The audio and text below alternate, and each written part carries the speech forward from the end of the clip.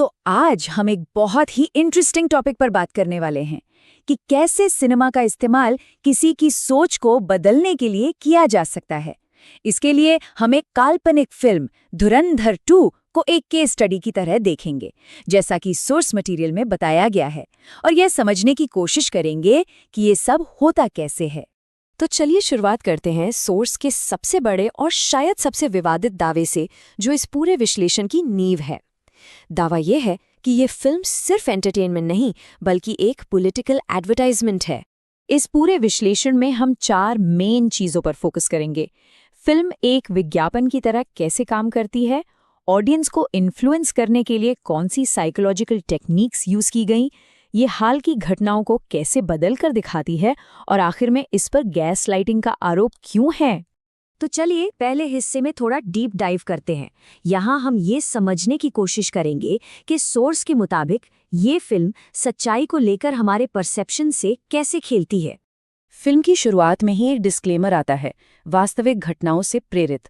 Source का तर्क ये है कि ये सिर्फ एक कानूनी लाइन नहीं है, बल्कि ऑडियंस को कंफ्यूज करने का एक टूल है, जिससे सच और कल्पना के बीच की लकीर धुंधली हो जाती है। इस बात को समझाने के लिए सोर्स एक बड़ी अच्छी एनालॉजी देता है। सोचिए, आप कोई प्रोडक्ट खरीदते हैं जिसपे लिखा है फ्रेश टोमेटो केचप, लेकिन छोटे अक्षरों में लिखा हो कि ये तो बस एक ब्रांड का नाम है। ठीक इसी तरह फिल्म का डिस्क्लेमर भी कुछ ऐसा ही काम करता है। जो दिखाया जा रहा है और जो असलियत है, उसके बीच एक गैप बना देता है। अच्छा, तो ये तो हुई एक बात। अब आगे बढ़ते हैं और देखते हैं कि ये सब किया कैसे जाता है। इस सेक्शन में हम उन खास टेक्निक्स पर गौर करेंगे जिनके बारे में सोर्स का दावा है कि फिल्म में इस्तेमाल की गई हैं।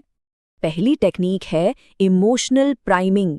इसका मतलब है कि पहले आपके अंदर कोई इमोशन जगाया जाए, जैसे डर या गुस्सा, और फिर उसी इमोशन के ऊपर एक कहानी बना दी जाए। जब लोग इमोशनली चार्ज्ड होते हैं तो वो किसी भी मैसेज को ज्यादा आसानी से एक्सेप्ट कर लेते हैं। सोर्स इसे समझाने के लिए एक मिर्च और मिठाई की एनालॉजी देता है। मान लीजिए पहले आपको कोई बहुत तीखी मिर्च खिला दे, जबान जलने लगती है, राइट? ठीक उसी वक्त अगर आपको मिठाई दी जाए तो आप उसे फौरन खा लेंगे। फिल्म में पाकिस्तान का एक नफरत भरा सीन मिर्च की तरह इस्तेमाल होता है ताकि ऑडियंस में गुस्सा और नफरत पैदा हो, और फिर उसके ऊपर प्रोपेगेंडा की मिठाई परोस दी जाती है। एक और बहुत ही चालाक टेक्निक जिसका जिक्र सोर्स करता है, जब विलन हीरो की तारीफ करता है तो वो ऑडियंस को ज्यादा सच्ची और असरदार लगती है। देखिए, इस बात को ऐसे समझिए, अगर फिल्म का हीरो लीडर की तारीफ करे तो वो तो एक्सपेक्टेड है, कोई बड़ी बात नहीं। लेकिन सोचिए, जब फिल्म का सबसे बड़ा विलन, जो दाऊद इब्राहिम जैसे किरदार पर बेस्ड है, वो लीडर की तारीफ करे, तो सोर्स के मुताबिक इसका असर बहुत गहरा होता है। ये ऑडियंस को यकीन दिलाता है कि लीडर वाकई में बहुत पावरफुल है। अब हम आते हैं तीसरे हिस्से पर, और यहाँ सोर्स कुछ बहुत ही सीरियस दावे करता है।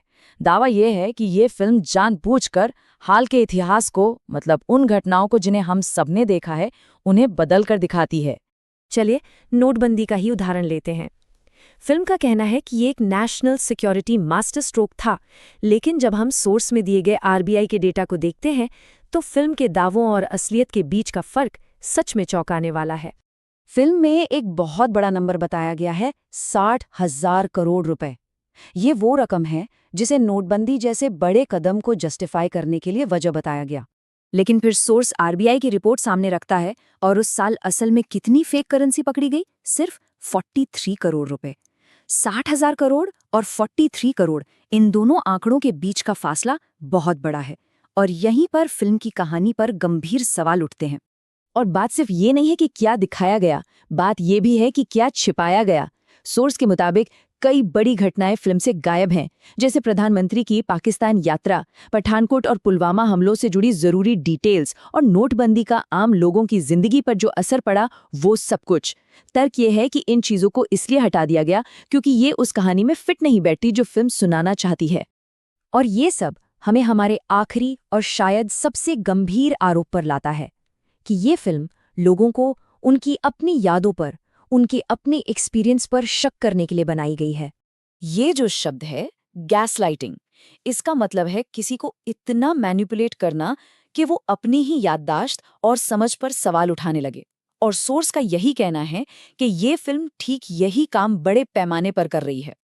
देखिए, ये फिल्म उन घटनाओं को उठाती है जिन्हें हम में से बहुतों ने अपनी आंखों से देखा है। 2016 में एटीएम की वो लंबी लंबी लाइनें, 2019 में पुलवामा हमले की वो दर्दनाक हकीकत, 2023 की एक विवादित कस्टोडियल डेथ।